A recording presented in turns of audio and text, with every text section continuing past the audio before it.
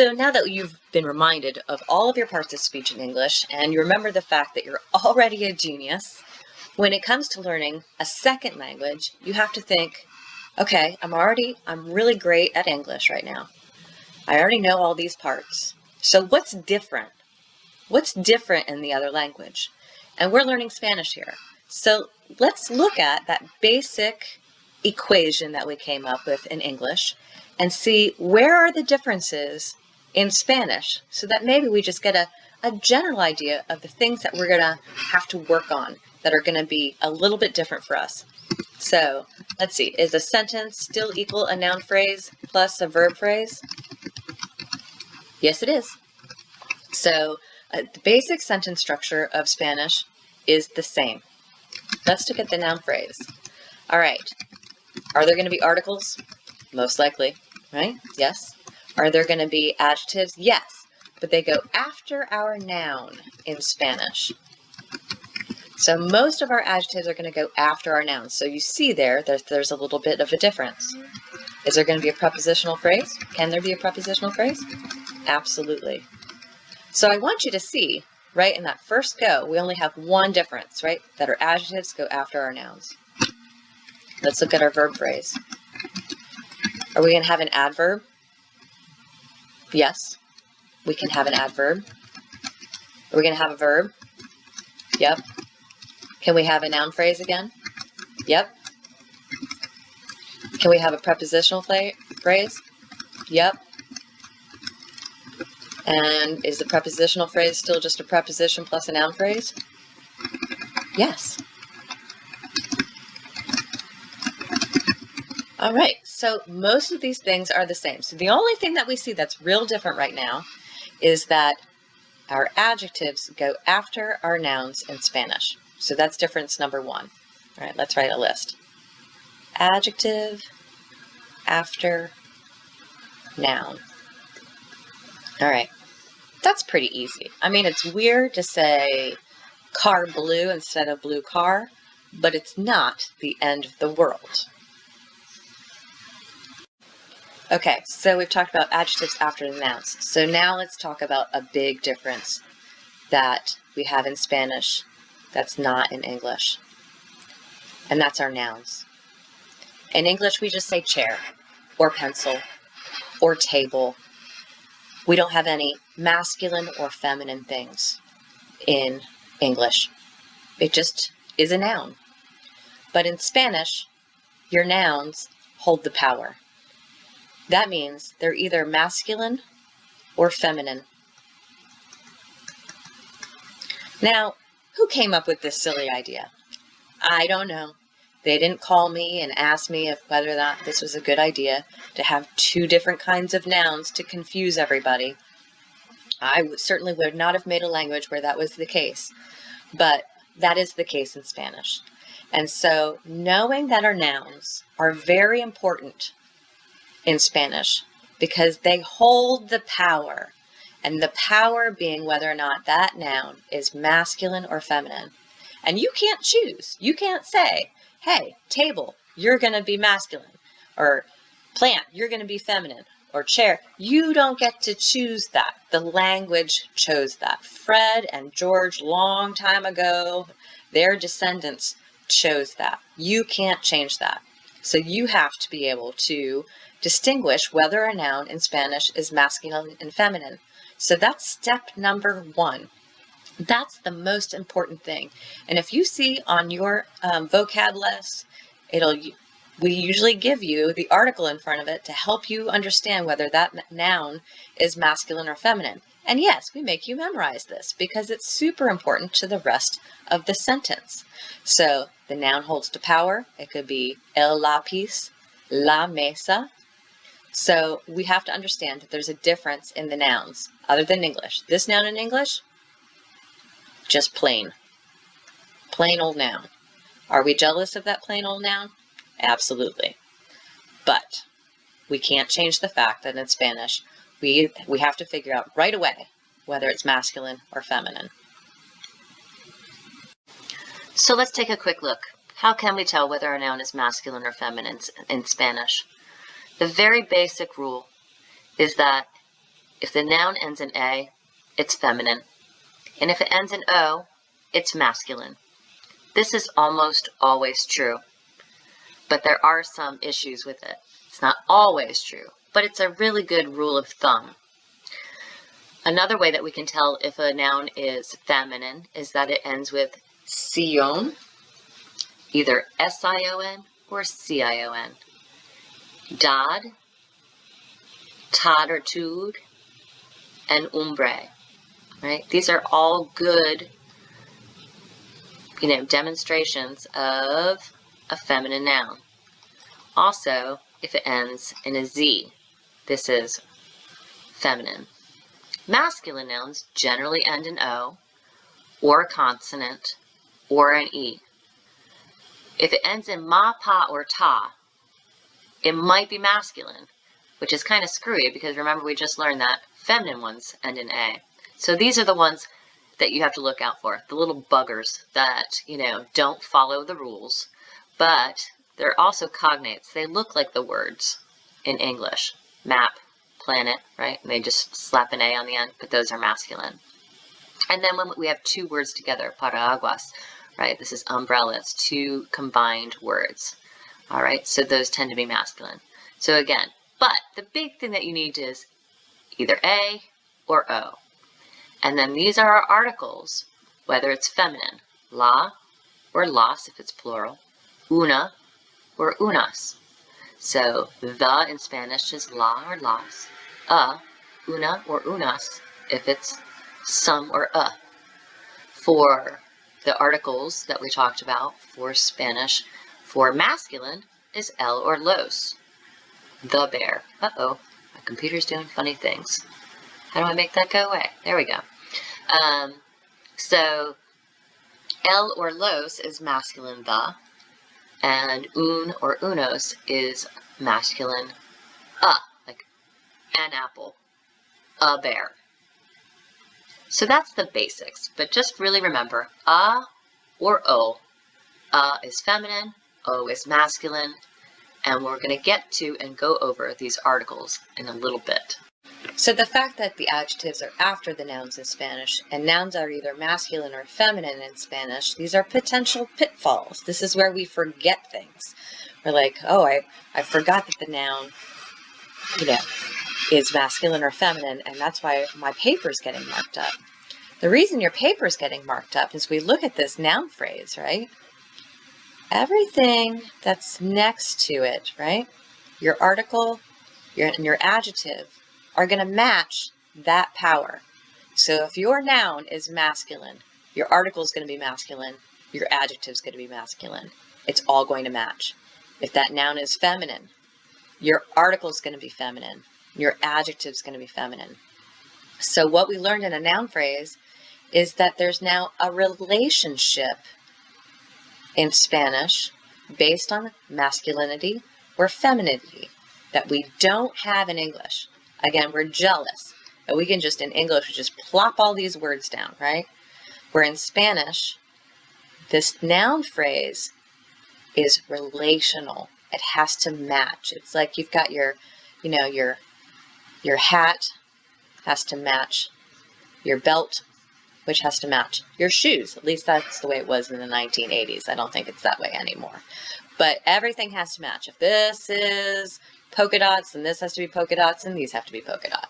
And that's based on the noun, whether it's masculine or feminine. So again, there's a relationship between that noun and the things that surround it. The words that hug the noun match the noun.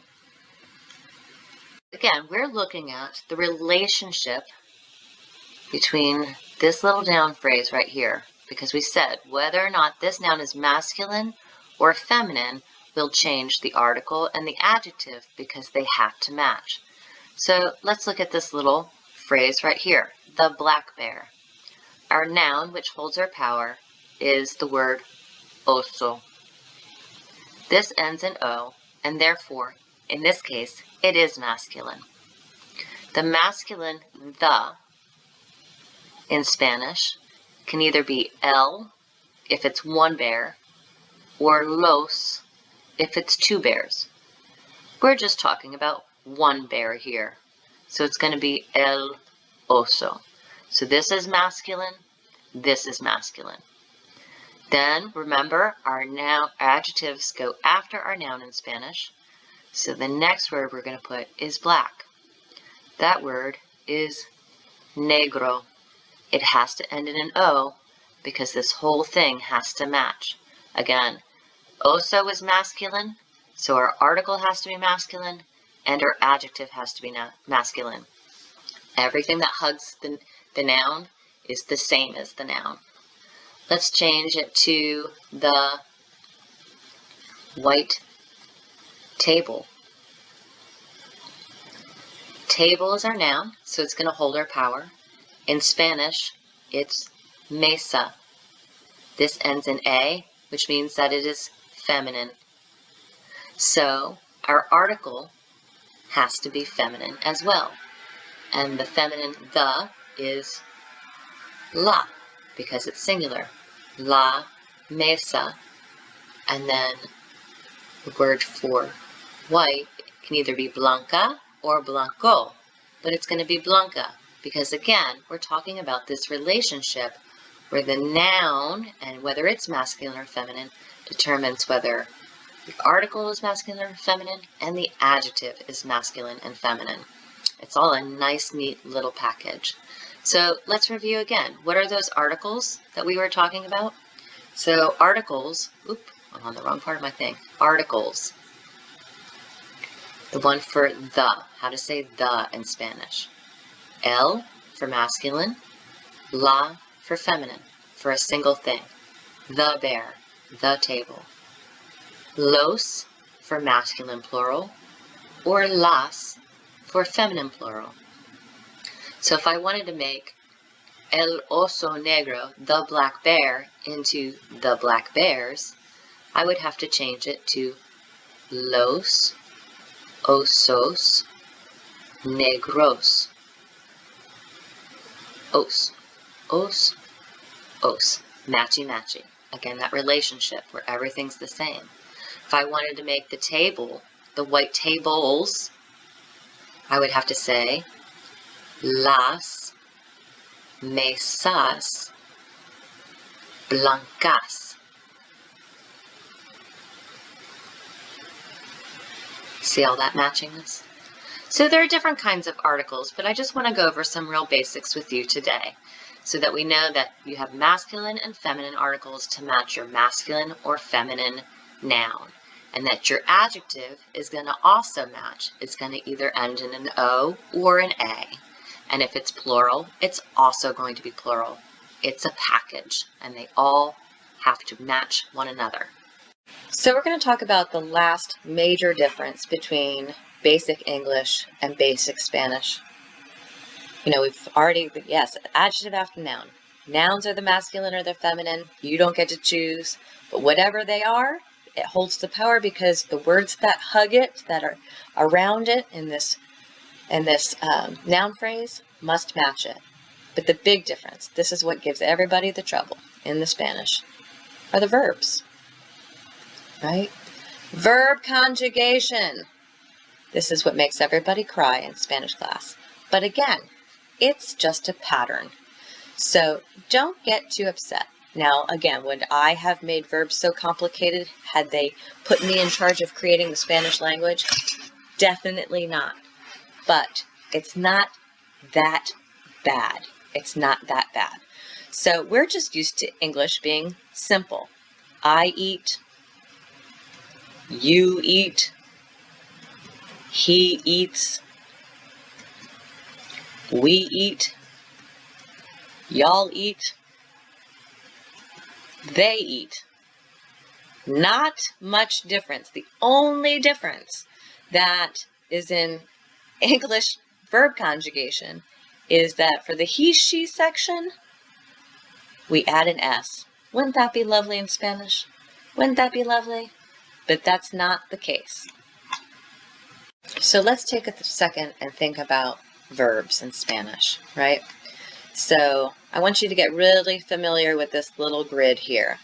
So this is what I tell my kids in my class, is the chart of my heart.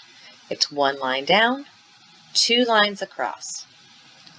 This will help make a pattern out of verb conjugation for you. First, we're going to learn what are called pronouns. They are a part of our nouns, right? A pronoun can be a noun. I, yo, you, two, you probably already know these. He, she, él, ella, and you formal. Usted. We is nosotros. Y'all is vosotros. And they is ellos, if it's only boys. Boys only, like one of those signs out, right? Or ellas, if it's boys and girls or just girls. It still means they. And then you, all formal, is ustedes. All right. So if you memorize this chart, yo, tú, él, ella, usted, nosotros, vosotros, ellos, ellas, ustedes. This is called pronouns. And the pronouns will help us conjugate the verbs. This chart is what you need in your heart. Yo, tú, él, ella, usted, nosotros, vosotros, ellos, ellos, ustedes. Knowing it in that order with that chart, I promise you, will help you for all the years ahead. So once you have this chart memorized in this order, yo, tú, él, ella, usted, nosotros, vosotros, ellos, ellos, ustedes, when we come to verb conjugation, it makes it kind of easy. Well, what on earth is verb conjugation? It's just changing a verb to match the noun. That's its simplest form. And again, when we're looking at the differences between English and Spanish, when you conjugate a verb in English, it's simple. I eat, you eat, he, she eats, we eat, y'all eat, they eat. Simple. Spanish, it's a little different. Again, this is one of our main differences. We're talking about verbs here. In Spanish, there are 3 different kinds of verbs: AR, ER, and IR. So if you look up a verb, it's either going to have an AR ending, an ER ending, or an IR ending. So hablar, to talk, comes with its AR ending. Comer, to eat, comes with its ER ending. Vivir, to live, comes with its IR ending. Again, you can't change that. You can't fix that. It's a word that comes with its own ending. So, a fancy word for a verb that still has its original ending is called an infinitive verb. It means it hasn't been changed. It hasn't been touched. It's in its original form. So verb conjugation is changing an infinitive verb, a verb that's never been changed, and matching it to the pronoun, the person who's doing the action, the person, place, or thing that's doing the action. That's what verb conjugation is. So yeah, we're talking about these verbs and conjugating verbs, and it's starting to get really complicated now, right? We've got 3 different kinds of verbs, and we have to match them to our subject pronouns. So yes, this part is a lot more complicated than it is in English, but it's still doable. And again, it's about patterns. We saw that there are lots of patterns in language, and we just have to break it down into puzzle pieces. So this is just another piece of the puzzle.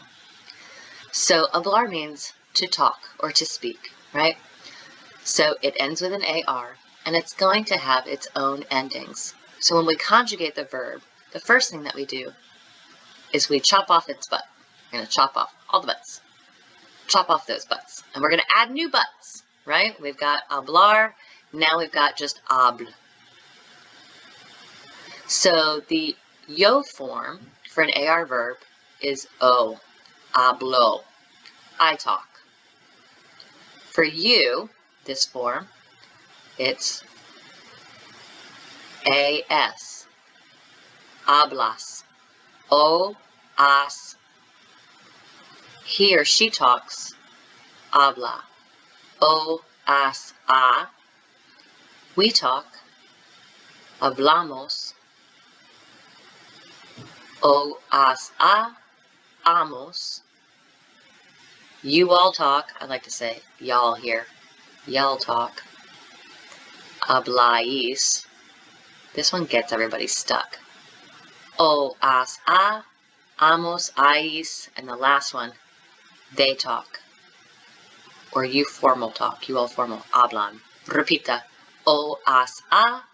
Amos, ais, an. All right, so we're looking for patterns. If you got the AR one kind of cleared up, then you're going to see how easy ER and IR are. I will tell you this. The yo form and all three in the present tense are O's. All right, this is an ER verb. All right, the next one, the to form, hablas. It's an AS. For an ER verb, you're going to change it to ES. Crazy. Habla. You're going to change this A for an ER verb to an E. So this is como, comes, come. A-M-O-S, E-M-O-S. A-I-S, E-I-S. A-N, E-N, right? So it's a pattern. O, as, a, amos, ais, an. It's really the only one you have to memorize because the pattern is where there is an A here, you change it to an E for an ER verb. Now, I'm going to give you a little story about a love relationship between ER and IR. IR verbs wanted to be just like ER verbs. They did everything together. They were exactly the same. So IR was like, I'm going to be just like you. I'm going to have an ES and E. And then IR decided to be an independent verb. And was like, no, I'm going to be my own verb, my own self. So I'm changing this to I. But then IR realized, again, I do like being like ER. And so at the end, it stayed the same as ER. So the IR is only different in these two forms, emos and es. All right, so we got a lot of stuff going on here. So let's put it all together. All right, folks, so this is where we bring all of the knowledge that we've learned together. We understand why language became a little bit more complicated, and now we have it in a basic format here. So let's just follow the format and move on. So we're going to talk about the black bear with the, let's say, yellow eyes. Ooh. Eats the green cheese. All right, we're gonna translate all of this little piece by little piece, using the learning that we've done. All right, so remember, what's the most important word in Spanish that holds all the power? Is our noun. So let's start with this word noun, bear. We know that it's oso and that it's masculine. And so that which surrounds bear is going to be masculine as well. So what was the masculine article, because that's where we're at here, article, right? What was the masculine article that matches oso? El oso. So we've done the, and we've done bear. Black, right? Remember our adjectives go after our nouns, so that's why we're doing that second. And that word is negro. It could be negra or negro. And we're going to say negro because we need it all to match because there is a relationship here, right? All right. With is our preposition from our prepositional phrase right here. That word is con. All right. El oso negro con the yellow eyes. again, we have another noun phrase here. We're just going to do the exact same thing we just did. We're going to identify eyes, our noun, which is eyes. That's the power. Eyes in Spanish is ojos. So we're going to write that down first. Ojo, it's plural, so it's ojos, because we've got more than one. And we have to say the, so that is going to be los ojos, again matching. And then the word for yellow is amarillo, but we have to match it, right? Because it all is in a relationship together. Los ojos amarillos, all matching. All right, now we get to the verb. Dun, dun, dun. We have to figure out what verb means to eat, which we know is comer, right? But we can't just say comer in its infinitive form, because that still means to eat. So we have to conjugate it. So we have to look at our little chart. Is it I? Nope. Is it you that's doing the eating? No. Is it he, she, or you formal that's eating? Or something singular? That could be a he or a she? Yes. So we're going to use the conjugation from that box. If you remember, it's an ER verb. So it's O, es, a, amos, eis, or en. So it's a bear. It's a he or she. It's a single thing, so we're going to get it from this box.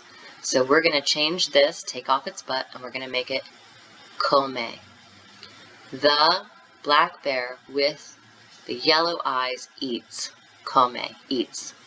The green cheese. Oh, we got another noun phrase again. We got to find our noun, which is cheese, which is queso. Ends with an O, which means it's masculine. The, singular for masculine, is el. And then green is verde. But wait, that adjective ends with an E. Do I change it to an O? No. If an adjective ends with an E, you leave it be.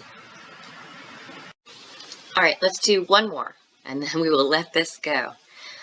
All right, I live in the greenhouses because I'm a wealthy person. I've got more than one, and I really like the color green in the pretty city. So looking at our equation here, do we have an article right yet? No. Do we have a noun? We do. It's the word I. We learned that is yo. All right. Do we have an adjective after that? Nope. Do we have a preposition right next to I? No. So that was super simple. All right. Next is our verb, live. All right. We learned that the verb to live is vivir. It's an IR verb, right? We have to take off that but. We've got to change it to match the yo form. All yos end in O in the present tense. Yo vivo. All right, we got that. In the greenhouses. We've got a prepositional phrase. So the word in is en. And then we've got to look for that noun again. Here it's houses. It's plural. And that word in Spanish is casa. But it's plural, so it's casas. So yo vivo en casas. We're going to do that first. What is the article that matches casas? Las casas.